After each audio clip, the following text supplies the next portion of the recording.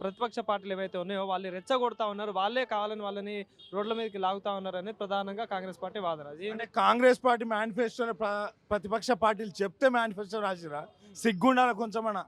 అంటే Congress party manifesto అధికార party ఆ రోజు బీఆర్ఎస్ పార్టీ చెప్తే రాసిరా, లేకపోతే భారతీయ జనతా పార్టీ యువమోర్చా చెప్తే రాసిరా?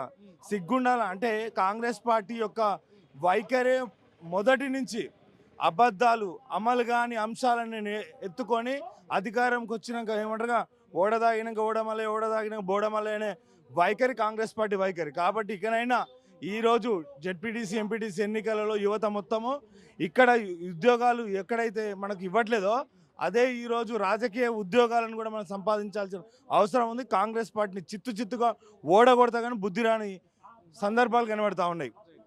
సో అంటే మరి ఎట్లా మరి ఇప్పుడేమో ఇప్పటికేమో వాళ్ళ 70,000 ఉద్యోగాలు అని చెప్పేసి ఒకరు అంటా ఉన్నారు, 80,000 ఒకరు అంటా ఉన్నారు, 1,00,000 ఒకరు అంటా ఉన్నారు. సో ఇప్పటి వరకు నిరుద్యోగులు అయితే సరిగ్గా నోటిఫికేషన్లే పడట్లేవు అని చెప్పేసి వాళ్ళ వాదన. సో ఎట్లా చూడొచ్చు ఈ సన్నివేశం?